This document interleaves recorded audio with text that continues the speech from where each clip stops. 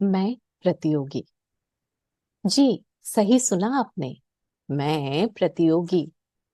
पर आप कहेंगे ये तो मुक्त मंच है, फिर प्रतियोगिता कहाँ और प्रतिद्वंदी कौन? अब ये जानने के लिए थोड़ा अतीतावलोकन करते हैं। तो बात कुछ समय पहले की है। ऐसे ही एक मंच की, एक ओपन माइक की।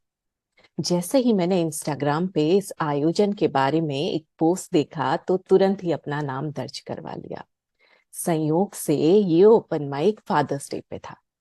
वैसे विषय को लेके कोई पाबंदी नहीं थी, पर मुझे मेरे पापा पर एक कहानी लिखनी थी। तो रोज मैं वो कहानी लिखने की कोशिश करती और रोज ही असफल होती। ऐसा नहीं कि मुझे कहानी नहीं पता थी, पर मुझे एक बहुत ही अच्छी कहानी लिखनी थी, क्योंकि पिछली बार की वो तालियों की गूंज अब भी मेरे मन में घर करके थी। जी हाँ, मेरा पिछला परफॉर्मेंस लगभग एक साल पहले का था, पर आकांक्षाएं अब भी वही थी कि मेरी कहानी सबसे बेहतर हो, मेरी कहानी सबसे यादगार हो।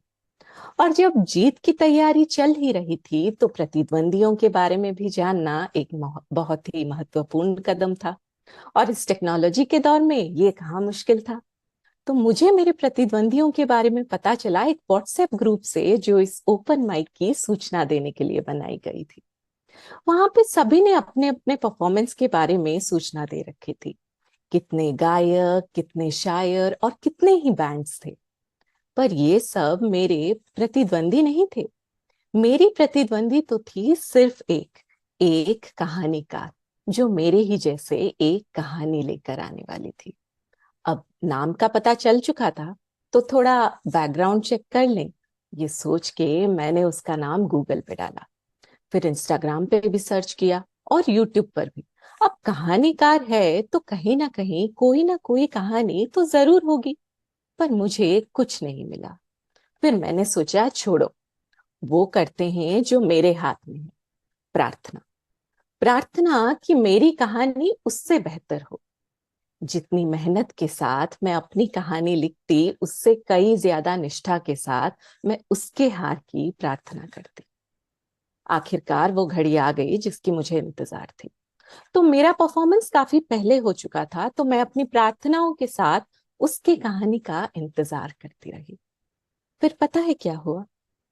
मेरी प्रार्थना स्वीकार हुई। मेरी कहानी सच में उससे कई ज्यादा बेहतर थी, कई गुना, मेरे सोच से भी परे। पर मैं खुश नहीं थी। जहां एक तरफ मैंने अपनी कहानी में बताया कि कैसे बचपन में मेरे खो जाने पर मेरे पापा ने मुझे ढूंढ लिया, तो उसने अपनी कहानी में बताया कैसे बचपन में ही उसने हमेशा के लिए अपने पापा को खो दिया। जितनी शर्मिंदा मैं उसकी कहानी सुनकर थी, जिस अवधि तक वो अपनी कहानी सुनाती रही, मेरे आंसू एक पल के लिए भी नहीं रुके। वास्तव में मेरी कहानी ही नहीं, मेरी जिंदगी, मेरी सच्चाई, सब कुछ उससे बेहतर था। तो फिर मेरे दिमाग में ये जो प्रतियोगिता चल रही थी, इसकी बुनियाद क्या थी? बुनियाद थी केवल मेरी नकारात्मक सोच। उस दिन मेरी कहानी उससे कई गुना बेहतर होने के बावजूद उस प्रतियोगिता में मेरी हार हुई। पर पुरस्कार फिर भी मेरा था। पुरस्कार में मिला था मुझे जिंदगी का एक सबक, जो मैंने उस दिन सीखा था। अक्सर हमारे जीवन में ऐसे कमजोर पल आते हैं जहां हमारी नकारात्मकता हम पे हावी हो जाती है। आप देखो तो हर कहीं प्रतियोगिता है, school, college, office, social media, सबको बस एक दूसरे से बेहतर बनना है। और इसी प्रतियोगिता, इसी आकांक्षा में हम कभी कभी सहानुभूतिहीन हो जाते, दूसरों के लिए अपने मन में नकारात्मकता भर देते, उनकी हार की कामना करते और खुद को ही नीचे गिरा देते। हमें समझना होगा, किसी भी प्रतियोगिता की बुनियादी आवश्यकता है समानता। जब हमारी जिंदगी अलग है, हमारी कहानी अलग है, तो इस जीवन में किसी से भी किसी भी प्रकार की तुलना क्यों? प्रतियोगिता गलत नहीं है, और ना ही अपने मेहनत के लिए काम करना। पर स्वस्थ प्रतियोगिता सिर्फ वही जो आपको आपसे बेहतर बनाए। इसलिए आज मेरी कहानी कैसी भी हो, मुझे उससे कोई फर्क नहीं पड़ता। फर्क पड़ता है तो उस प्रतियोगिता से जो अब भी जारी है। जी हाँ, प्रतियोगिता ये जीवन, प्रतिद्वंदी मेरे सारे नकारात्मक सोच, और मैं एक प्रतियोगी। Thank you.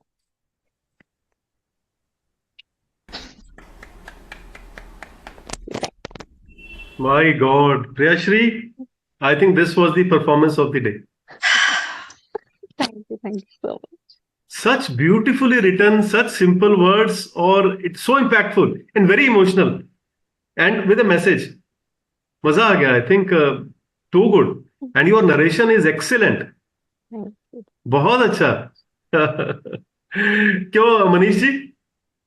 बिल्कुल राजेश जी, प्रियशी ने जो मैसेज दिया, वो बात का मैसेज तो अलग था, पर उससे पहले जो इमोशनल सेटअप था वो अमेजिंग था। और आपके बोलने का तरीका, आपकी आवाज बहुत अच्छी है। आप वॉइस ओवर आर्टिस्ट भी बन सकते हो अगर आप थैंक चाहो यू तो। So much. पर आपकी आवाज में एक इम्पैक्ट है, वो बांधता है लोगों को सुनने के लिए। तो जिस तरह से आपने नरेशन किया, जिस तरह से आपने मैसेज दिया, बहुत अच्छा था। मैं मैसेज के बारे में कुछ नहीं कहूंगा, वो लोगों के चेहरों पे दिख रहा है, तो कुछ कहने की जरूरत नहीं है। Amazing amazing, welcome thank you to so this much. Group. महफिल में आपका स्वागत है, ऐसे ही आते रहिए और नए नए किस्से सुनाते रहिए। Thank you so much. Thank you. Krishna,